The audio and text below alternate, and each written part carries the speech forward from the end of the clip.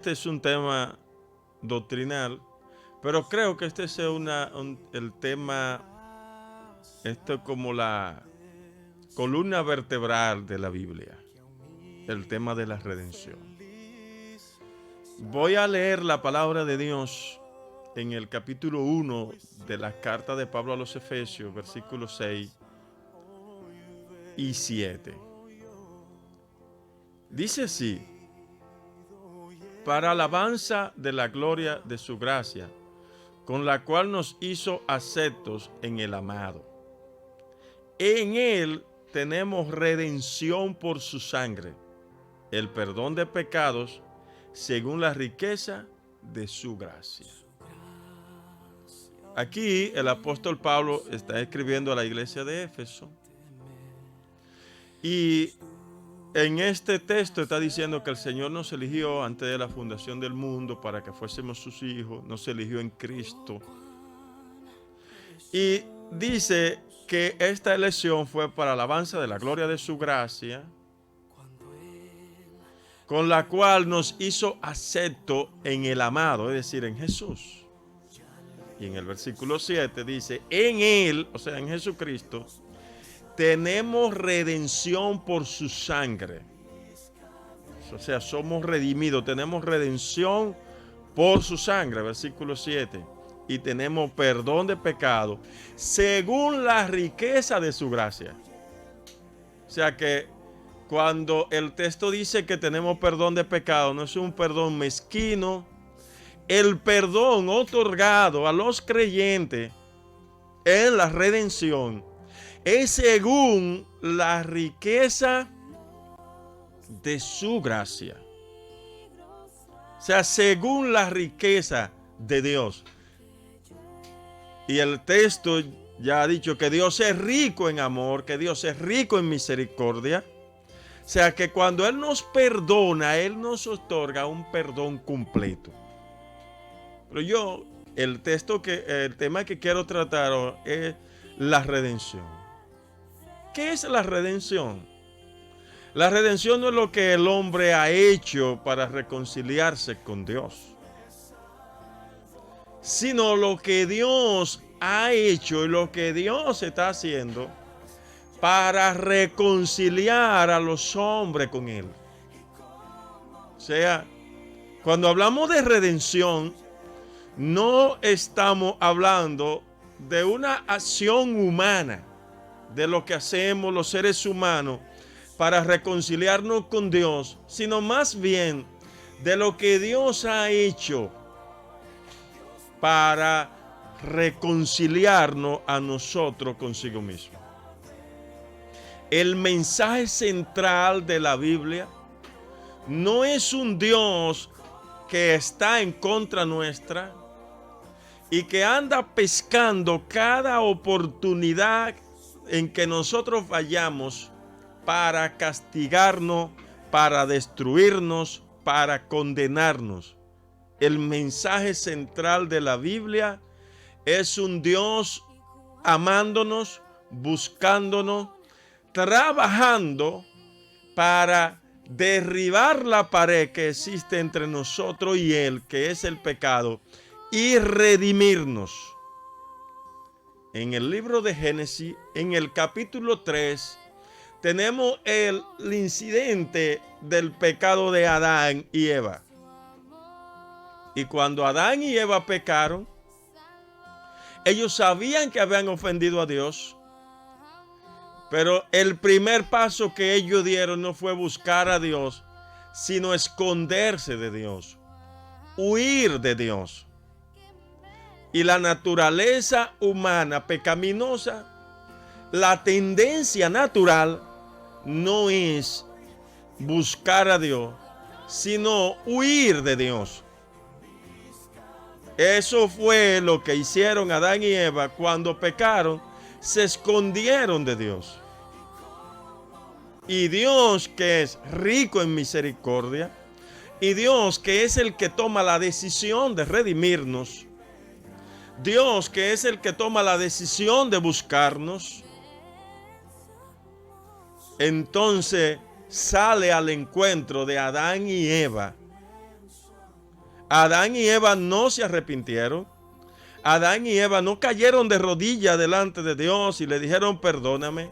Ellos huyeron delante de Dios, pero el Señor vino al huerto a buscarlo, preguntándole, ¿dónde estás tú?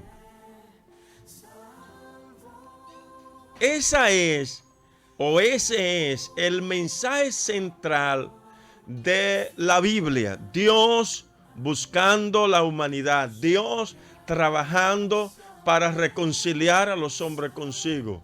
Dios buscando a los hombres para perdonarlo, para salvarlo, para libertarlo. Y en ese contexto está lo que es la doctrina de la redención. ¿Cuál es el significado de la redención? La palabra griega que en el texto de Efesios se traduce redención es la palabra lutro. Es una palabra que se utilizaba para hacer referencia al pago de rescate. Es una palabra comercial. Se utilizaba para hacer referencia al pago de rescate para libertar a una persona de un yugo, especialmente de la esclavitud. O sea, cuando alguien iba a rescatar a una persona o a una propiedad, lo que hacía se le llamaba redención o lustro y para esto se emitía un certificado y había que pagar un precio. En el tiempo que Pablo escribe la carta a los Efesios, en el Imperio Romano había unos 6 millones de esclavos. O sea que una gran parte de la población era esclava. Todo tipo de gente podía ser esclavizada. Habían personas que se dedicaban a vender esclavos, a secuestrar gente, a robarse gente para venderlo como esclavo. Así que no solamente eran los pobres que se esclavizaban. Si, por ejemplo, una persona rica tenía a un joven y este joven alguien lo secuestraba, no iban por ahí a pedir un precio como en el tiempo de hoy, sino que iban al mercado de esclavos y lo vendían. El precio del esclavo iba a ser de acuerdo a su juventud, de acuerdo a su fortaleza y de acuerdo a lo que el esclavo sabía hacer. Si el esclavo era un médico, si el esclavo era un artesano, pues el precio como médico era mayor que el precio como artesano. Si el esclavo era una mujer, su precio podía ser mucho más bajo que el de un hombre. Si el esclavo era un joven fuerte, iba a tener más precio que el de otro que quizá era más viejo, en fin. Pero este mercado de esclavos era común y era legal en el tiempo de Pablo. Cuando estamos diciendo que era legal, no estamos diciendo que era justo. Así que la gente, había muchas familias que perdían hijos, que perdían hijas, que perdían miembros de su familia, porque algún secuestrador, algún ladrón, alguna persona lo tomaba, lo secuestraba e iba al mercado y lo vendía como esclavo. Y dependiendo la persona que lo adquiriera, ese esclavo iba a tomar precio también. Así que si una persona quería libertar a uno de sus seres queridos, ya fuese un amigo o un familiar, tenía que comprarlo primero. Y luego de comprarlo, luego de él convertirse en dueño de esa persona, entonces era que le concedía la libertad. Así que a ese acto de comprar al esclavo en el mercado para libertarlo, para hacerlo libre, a eso se le llamaba redención. El que compraba un esclavo en el mercado para hacerlo esclavo y llevarlo a su casa no lo estaba redimiendo. Ahora, el que compraba el esclavo para convertirse en su dueño y luego entonces dejarlo en libertad, lo estaba redimiendo. A ese precio, a ese acto se le llamaba redención. Nosotros éramos esclavos del pecado. Juan capítulo 8, versículo 34. Es un texto que vamos a leer. Juan capítulo 8, versículo 34. Dice que nosotros éramos esclavos del pecado. O sea, los creyentes, los cristianos, antes de venir a Cristo, éramos esclavos del pecado. Aquellas personas que todavía no se han convertido a Jesucristo son esclavos del pecado. Son esclavos del orgullo, son esclavos de la mundanalidad, son esclavos de los vicios, son esclavos del alcohol, son esclavos de la prostitución, de la corrupción, son esclavos de la fornicación, son esclavos del adulterio, son esclavos del pecado. Cualquiera que sea el tipo de pecado en que vive, lo domina y esa persona es esclava. No hace su voluntad, sino que hace la voluntad de su amo, que en este caso se llama pecado. Juan 8:34 dice: Jesús le dijo, de cierto os digo, que todo aquel que practica el pecado, esclavo es del pecado. Así que, amigo que me escucha, si tú practicas el pecado, tú eres un esclavo del pecado. Hermanos, amigos, nosotros que vinimos a Cristo, antes de venir a Cristo, vivíamos practicando el pecado. Y tú sabes qué tipo de pecado practicaba. No importa cuál fuese el tipo del pecado que practicaba, aunque a tus ojos pareciera pequeño, tú eras un esclavo del pecado. Todo aquel que practica el pecado es esclavo del pecado. El pecado es el tratante y propietario del ser humano, por lo cual demanda el pago de un precio. Nadie que hubiera comprado un esclavo en el tiempo bíblico, en aquellos tiempos, en el tiempo en que existía la esclavitud, nadie lo dejaba ir libre gratis. Nadie lo dejaba ir libre gratis. Si alguien quería libertar a ese esclavo, tenía que pagar un precio, un rescate por él. El pecado no liberta a sus esclavos de manera gratuita. Él exige un precio por su libertad. ¿Y cuál es el precio? El precio es la muerte. Ese es el precio que debería pagarse por la redención del hombre. Por lo tanto, la redención bíblica se refiere al acto de Dios por el cual Él mismo pagó a manera de rescate el precio por el pecado. Esa es la redención bíblica. O sea, el acto de Dios en el cual Él mismo pagó a manera de rescate el precio por nuestro pecado.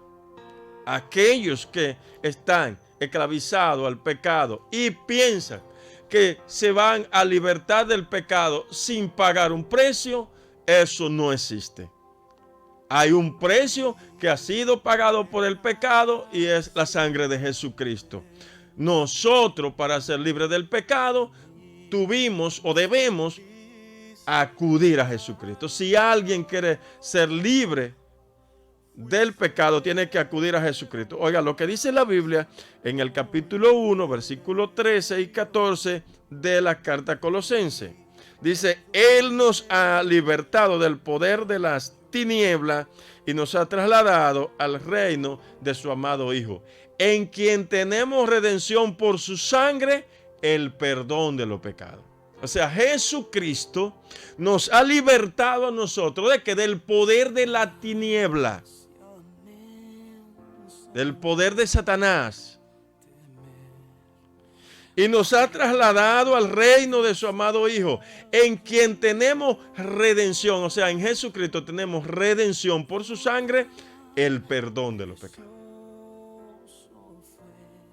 Esa es la redención bíblica.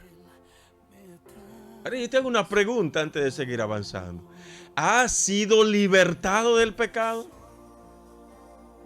Si has sido libertado del pecado, entonces deberás ser una persona agradecida que viva para la gloria de Dios.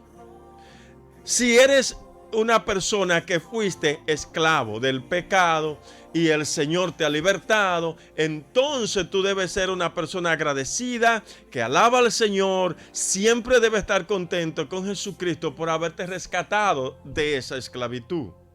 Imagínate que tú eres una persona que ha sido condenada a muerte o que ha sido condenada a cadena perpetua y alguien llega y paga el precio por ti.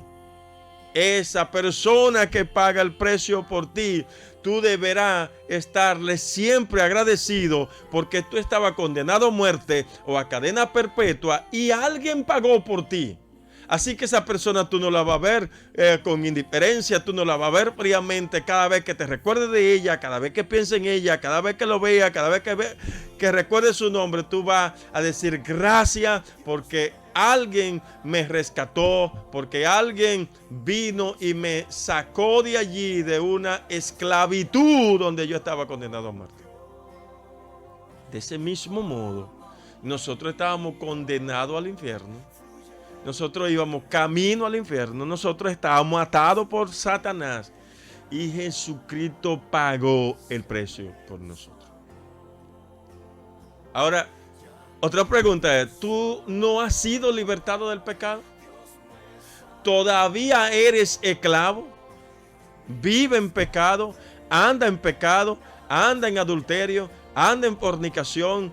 ¿Anda en orgullo, en vanidad, en mundanalidad, en los vicios, en la borrachera, en la droga? Si es así, tú eres un esclavo del pecado y necesitas ser libertado. Y fíjate que tú no puedes pagar el precio para libertarte, que tú no puedes libertarte a ti mismo. Tú necesitas un redentor. Y esta es la próxima parte que vamos a ver en la redención. La redención tiene tres elementos.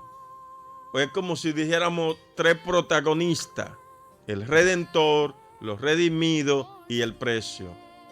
El redentor, los redimidos y el precio. ¿Qué es el redentor? Jesucristo. El texto dice en quien tenemos redención por su sangre. ¿En quién? En Jesucristo. El concepto de redención o de un redentor en el Antiguo Testamento establecía tres condiciones. Para que una persona pudiera redimir a otra, debía reunir tres condiciones. Número uno, debía tener un vínculo familiar con la persona que necesitaba la redención. Número dos, debía tener la capacidad de pagar el precio por aquella persona que estaba esclavizada. Y número tres, debía tener la disponibilidad, el deseo de redimirla. En el texto que leímos al principio del programa, las personas que sintonizaron desde el principio, leímos el capítulo 4, versículo 1 al 7 del libro de Ruth. Y allí encontramos una historia de redención.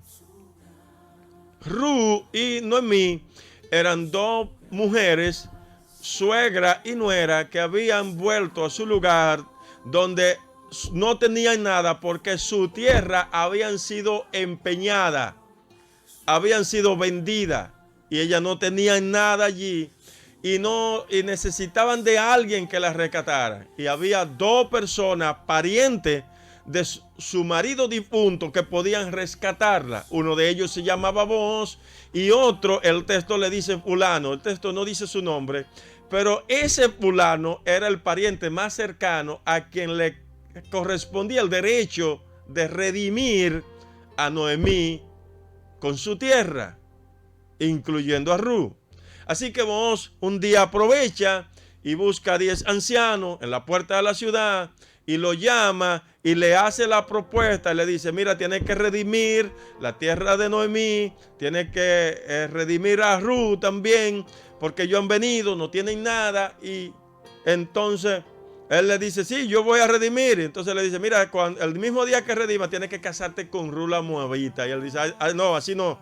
Si es así, yo no voy a redimir. Yo te doy el derecho a ti para que tú compres la tierra, te cases con Ruth y le devuelva la tierra a esa gente. O sea, este texto nos está diciendo cuáles eran las condiciones que debía reunir el Redentor. O sea, la persona que iba a redimir. Número 1, debía tener un vínculo familiar cercano con la persona que necesitaba ser redimida. Número 2, debía tener la capacidad de pago. Porque si era familiar cercano y no tenía con qué pagar, así que la redención no seguía hacia adelante porque solamente era un familiar cercano, pero no tenía la capacidad. Pero además de tener la capacidad de redimir, debía tener el deseo, debía estar dispuesto. Así que encontramos aquí dos parientes. El más cercano tenía la primera condición, era el pariente cercano. Tenía la capacidad de redimir, tenía el dinero, tenía los chelitos, como nosotros decimos, para redimir, pero le faltaba la voluntad. Ahora, vos era un pariente también cercano, menos cercano que el otro. Vos tenía la capacidad, tenía el dinero para redimir y también tenía la voluntad.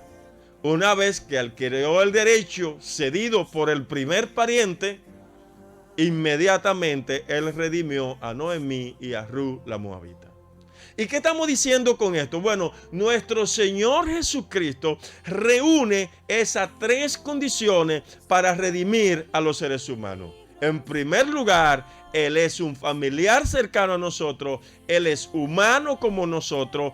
Él se hizo carne. El texto en Juan capítulo 1 dice, y el verbo se hizo carne y habitó entre nosotros y vimos su gloria. Gloria como del unigénito del Padre, lleno de gracia y de verdad. Jesucristo se hizo carne. Él es humano como nosotros. Él es un pariente cercano. Así que Él tiene el derecho. Ahí reúne la primera condición. Pero no solamente Él tiene esa condición, sino que además de tener ese vínculo familiar, esa humanidad igual que la de nosotros, Él tiene la capacidad, porque aunque fue humano, nunca pecó. Aunque fue humano, nunca Él se involucró, nunca fue un esclavo del pecado, así que era limpio. Pero no solamente Él tenía el vínculo, no solamente tenía la capacidad, sino que Él tiene el deseo de redimirte.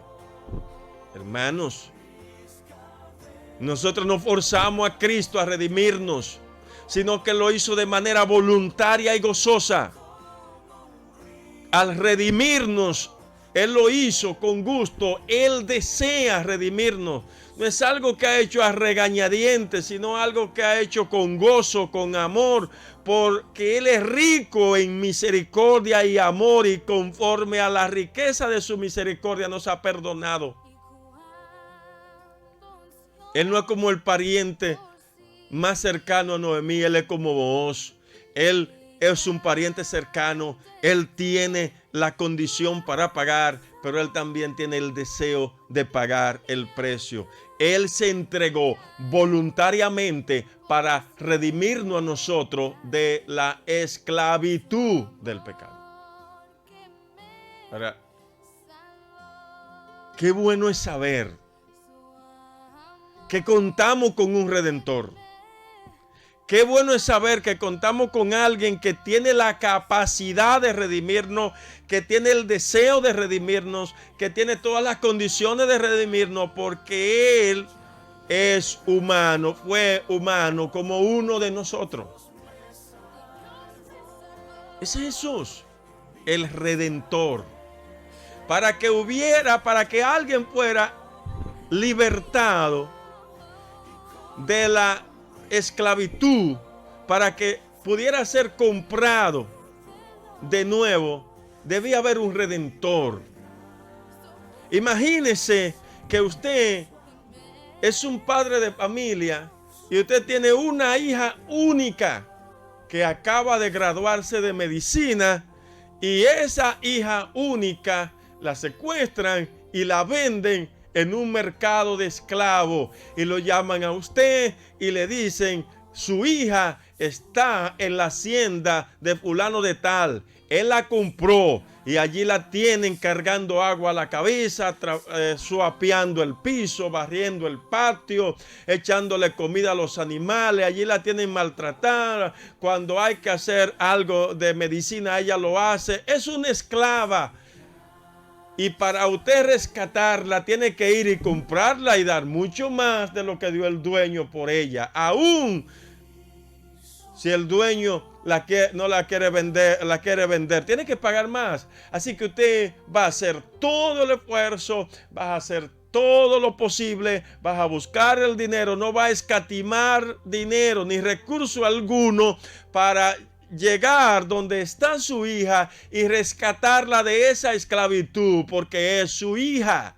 Eso es lo que el Señor Jesucristo ha hecho con cada uno de los creyentes, con cada uno de los hermanos y hermanas. Y eso es lo que el Señor Jesucristo quiere hacer contigo, porque tú has sido esclavizado por Satanás por medio del pecado, y Él quiere rescatarte de esa esclavitud.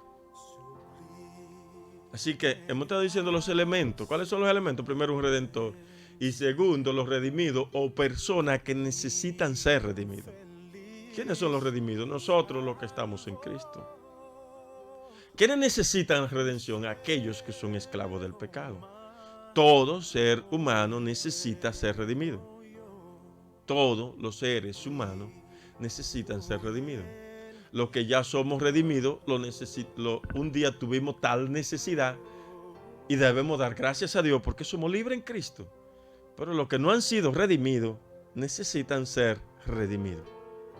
Sin embargo, no es sino hasta que uno se da cuenta de su necesidad de redención que busca un redentor. Si la persona es esclava y siendo esclava siente que está libre, nunca vas a buscar un redentor. Hasta que tú no te das cuenta de la esclavitud, no buscarás un redentor. Hasta que no te das cuenta de cuán esclavizado está, de cuán atado está, no vas a clamar por un redentor. Si te sientes libre, si no sientes que eres esclavo, si te sientes bien con la condición de vida que vive aunque el pecado te domina, no habrá entonces redención para ti. Pero si sientes y sabes que el pecado te esclaviza, tú puedes ser uno de los redimidos. Si te das cuenta que eres un esclavo del vicio, que eres un esclavo de la maldad, que eres un esclavo de la prostitución, que eres un esclavo de cualquier tipo de pecado, puedes ser uno de los redimidos. Hay un redentor para ti. Hay redención para ti. Hay redención para ti. Si te das cuenta que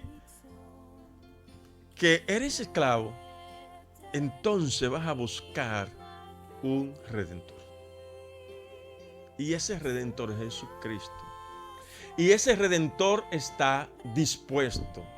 Y ese redentor quiere. Y ese redentor puede. Y ese redentor es tu familia cercana. Es humano como tú. Ese es Jesucristo.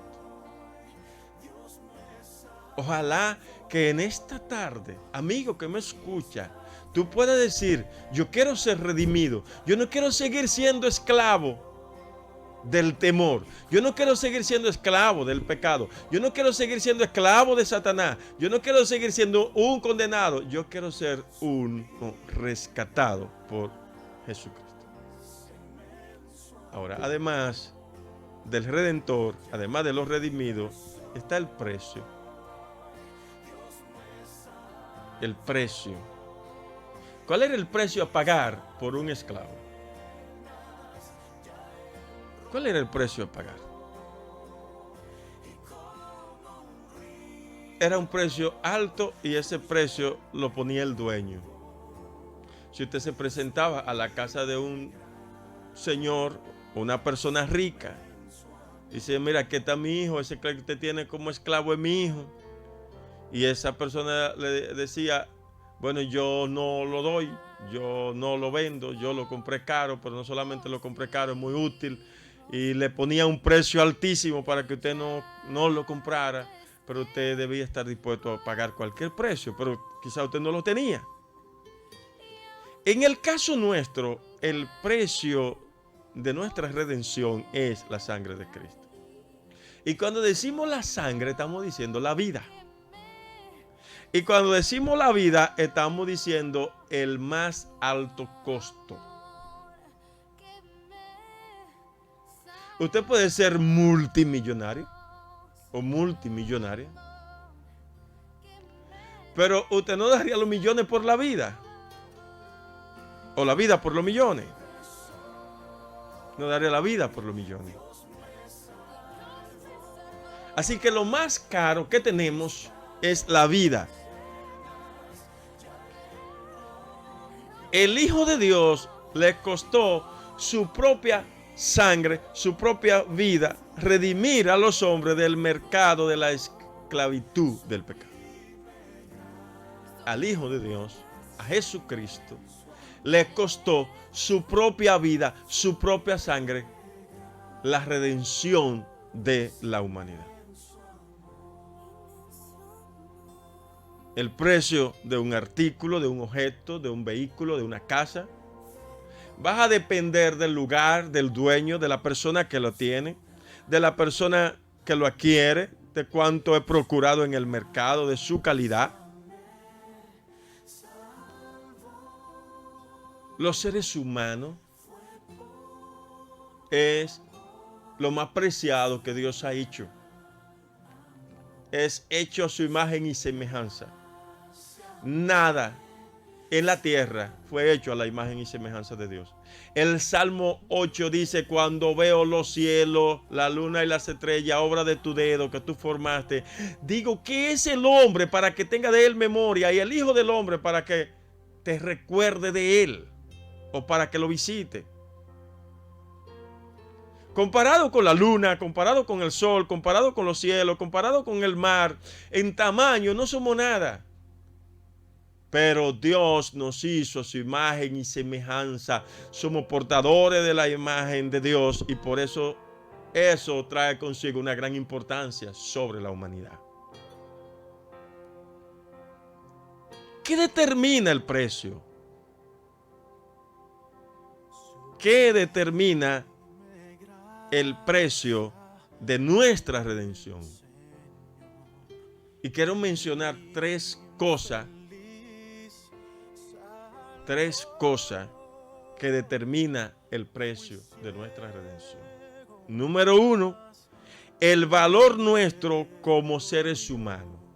Pudiéramos decir, bueno, el Señor no murió para rescatar a los animales, murió para rescatar a los hombres y mujeres que son hechos a imagen y semejanza.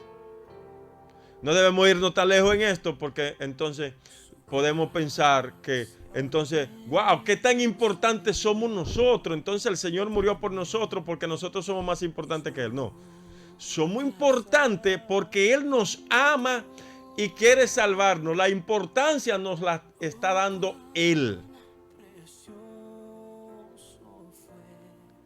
En segundo lugar, el precio de la redención lo determina el dueño que nos tenía como esclavos. El pecado. O sea, el pecado no va a dejar ir a nadie libre sin una paga.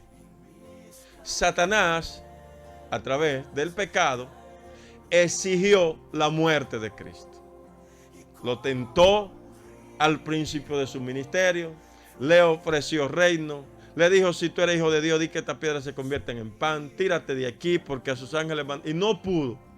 Pero al final lo llevó a la cruz del Calvario pensando que lo había derrotado. Y era allí donde Jesucristo estaba pagando el precio y derrotando a Satanás. Pero más que todas las cosas, y póngale atención a esto, el valor de nuestra redención lo determina la santidad de Dios, la justicia de Dios y el amor o deseo de Dios por salvarnos. Quizá para otro no tenemos tanto valor. Quizá para el gobierno del país, para la persona importante, tú no tienes tanto valor, pero para Dios sí. Así que primero que todo, lo que le da valor a la redención, lo que pone precio es la santidad de Dios y la justicia de Dios. Y porque Dios es santo y porque Dios es justo y porque una persona esclava no podía, siendo esclava del pecado, no puede heredar el reino de Dios. Entonces Dios se hizo hombre en medio de la persona, por medio de Jesucristo, y murió en una cruz, pagó el precio capital, derramando su sangre para hacernos nosotros libres del pecado y darnos entrada a su reino celestial, en quien tenemos redención por su sangre, el perdón de pecado. Eso dice Colosenses capítulo 1, versículo 3. Pero Gálatas capítulo 1 dice, el versículo 3, gracia y paz sean a vosotros de Dios Padre y del Señor Jesucristo, el cual se dio a sí mismo por nuestro pecado para librarnos del presente siglo malo, conforme a la voluntad de nuestro Dios y Padre, a quien sea la gloria por los siglos de los siglos. Amén. O sea, Dios que es santo y nos hizo a nosotros su imagen y semejanza.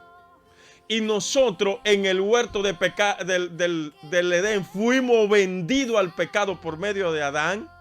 Es como si Adán hubiera tomado toda la humanidad y se la hubiera vendido al pecado. Habiendo él pecado, vendió la humanidad al pecado. Entonces Dios, que quiere que nosotros heredemos con él, que quiere tener una familia, que quiere tenernos en casa, él vino en la persona de Jesucristo y murió en la cruz del Calvario por nosotros, satisfaciendo su justicia, satisfaciendo su santidad, muriendo en la cruz. Jesucristo pagó por nosotros, recibió el castigo que nosotros debíamos recibir para que nosotros hoy podamos tener libertad y acceso a la misma presencia de Dios.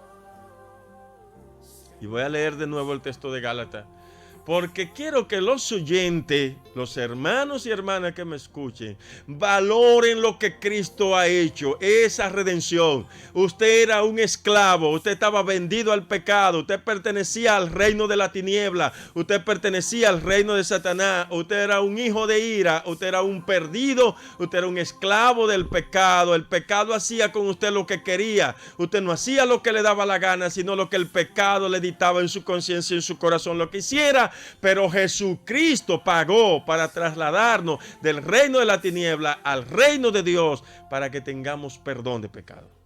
Eso es lo que dice Gálatas, capítulo 1, versículo 4. El cual se dio a sí mismo en rescate por nuestro pecado, para liberarnos del presente siglo malo, conforme a la voluntad de nuestro Dios y Padre. Porque esa es la voluntad de Dios. Dios quiso hacer una familia para gozarse con ella por medio de la eternidad. Pero esa familia no podían ser impíos ni esclavos del pecado. Entonces alguien tenía que pagar. ¿Y quién de los seres humanos? Nadie podía pagar. Solamente entonces el mismo Dios que se hizo carne. Hermano que me escucha, amigo que me escucha, el Señor quiere redimirte. Él es tu redentor. Yo quiero concluir este tema en esta tarde, porque este no es un tema simplemente teológico que no nos lleva a ninguna práctica. Una vez que nos damos cuenta que nosotros éramos esclavos del pecado y que de allí no podíamos libertarnos bajo ningún concepto, porque no había poder alguno en nosotros,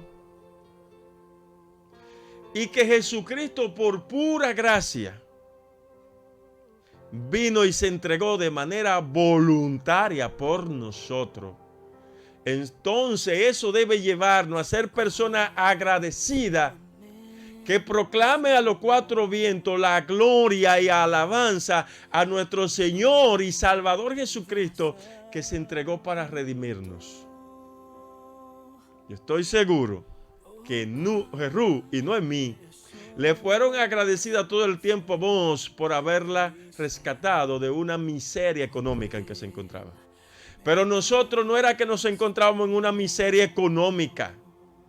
Nosotros nos encontrábamos en una miseria espiritual, en una calamidad espiritual.